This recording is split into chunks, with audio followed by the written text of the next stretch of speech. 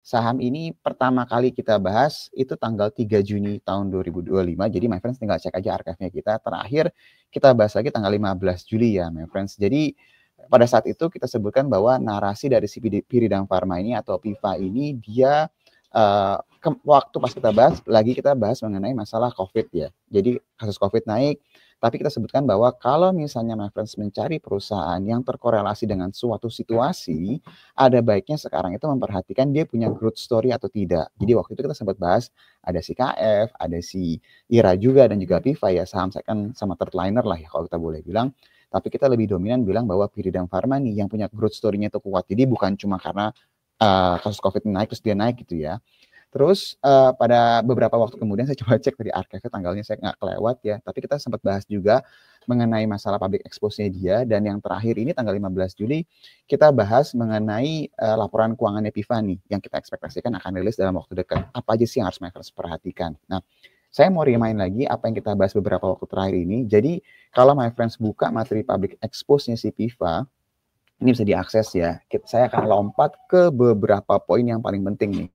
Jadi yang pertama itu adalah yang sudah lewat ya. Kita nggak akan fokus sama yang sudah lewat, kita akan fokus sama apa yang akan terjadi nih. Jadi yang pertama ini di halaman 15, kalau my friends perhatiin, di sini pabrik yang dimiliki sama PIVA, yaitu adalah pabrik untuk etika ya, etika industri farmasi, yang memproduksi injeksi steril, ini diestimasikan dapat mulai digunakan pada tahun 2025. Artinya produksi mereka untuk produk ini diekspektasikan akan segera memberikan impact nih kepada PIVA ini sendiri di tahun 2025.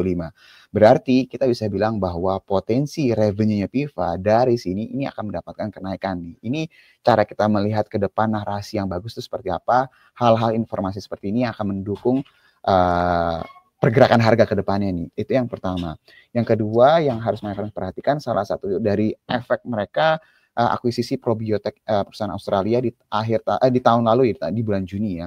Di mana di sini yang kalau misalnya kita mau lihat konsolidasi fasilitas probiotik di New South Wales diestimasi selesai tahun 2025. Apa impact yang paling kelihatan? Pasti produksi juga pasti akan naik, dan yang lebih menarik lagi adalah ini dia potensi penghematan nih my friends nih. Jadi ada potensi penghematan dari sisi biaya overhead, pengurangan duplikasi. Berarti kita bisa bilang bahwa dari sisi top line-nya atau revenue-nya si PIVA diekspektasikan pasti akan meningkat dibandingkan tahun lalu. Dan kalau dilihat dari beberapa cerita ini harusnya bisa double digit. Jadi ini masih growth story-nya masih agresif banget. Tapi di satu sisi, dari sisi labanya mereka berangsur-angsur akan mulai membaik nih. Karena kita tahu bahwa di akhir tahun 2024 mereka masih labanya masih rugi ya. Di kuartal 1 juga masih rugi. Kalau nanti kita mendengar ceritanya ini cerita yang membaik ya, revenue-nya meningkat tapi ruginya juga mulai mengecil, ini akan menjadi salah satu katalis yang bisa mendorong pergerakan si PIVA ke depannya. Sama saat terakhir, ini kalau saya lihat selain mereka lagi mencoba untuk meningkatkan produksi, mereka juga lagi mau meningkatin biaya efisiensi bisa lebih meningkat ya.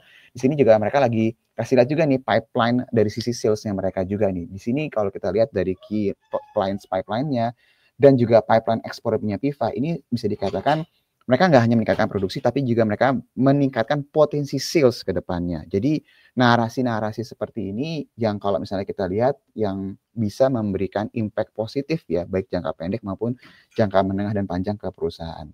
Nah, terakhir tanggal 15 Juli, di beberapa waktu lalu terakhir kita bahas, kita juga mengingatkan bahwa dia memang punya potensi mau melakukan akuisisi ke depannya nih my friends. Dan ini menjadi pertanyaan waktu mereka melakukan public expose ya. Di sini ditanya bahwa bagaimana kira-kira memastikan akuisisi di 7 negara ke depannya gitu ditanya. Jadi berarti ini bukan informasi orang dalam ya, memang ada yang bertanya gitu loh ke PIVA-nya. Di sini disebutkan mereka menjelaskan berbagai macam hal bahwa di tahun lalu benar mereka memang punya 7 negara yang menjadi target perusahaan-perusahaan yang mereka mau akuisisi. Tapi mereka bilang bahwa melihat kondisi dan yang lainnya, mereka harus mengeliminasi beberapa potensi-potensi yang sudah mereka mereka coba cek gitu ya. Tapi di sini mereka sebutkan hal paling penting dari jawaban di sini adalah mereka melihat bahwa saat ini kinerja perusahaannya sudah mulai terus meningkat ya, dan mereka expect 5 tahun ke depan akan bagus. Tapi mereka, nah di sini tetap melakukan eksplorasi untuk peluang inorganik, which means mereka itu tetap mau akuisisi perusahaan-perusahaan di luar. Jadi Bukannya mereka ngelihat, oh keadaannya nggak bagus, jadi mereka stop. Nggak, jadi mereka tetap meningkatkan kinerja dari dalam, tapi mereka tetap membuka peluang untuk melakukan akuisisi lagi. Nah ini ketika ngomongnya akuisisi, kita akan berbicara nih, kira-kira akan ada corporate action atau tidak ke depannya, ini akan menjadi tambahan cerita ketika memang benar-benar terrealisasi. Terakhir, yang kita bahas pada tanggal 15 Juli si PIVA ini, yang mau kita lihat nanti ketika rilis kuartal 2 adalah top line-nya ini terus meningkat ya. Jadi seperti gambaran yang my friends lihat, kuartal 1 2024 mereka hanya 151 miliar, tapi di kuartal 1 2025 naik 685 miliar. Jadi angkanya bukan naik double digit ya, tapi ini triple digit. Dan nyari perusahaan yang naik triple digit di tahun-tahun saat ini agak-agak susah my friend. Jadi perlu diperhatikan nih. Nah ini yang mau kita lihat nih nanti narasi berikutnya. Loss-nya dari yang rugi periode berjalan ini 43 miliar menjadi 90 miliar, ini kan masih gede ya, tambah gede ya. Kita mau lihat nih 90 miliar ini di kuartal kedua, apakah angkanya bisa berkurang nggak di kuartal kedua ini? Kalau sampai ini terjadi, harusnya akan memberikan rally yang lebih besar lagi. Untuk si PIVA ini ya, ini sama ya, rugi atribusi kan. Oke. Ya, jadi kurang lebih itu update dari saya untuk 3 poin penting tadi.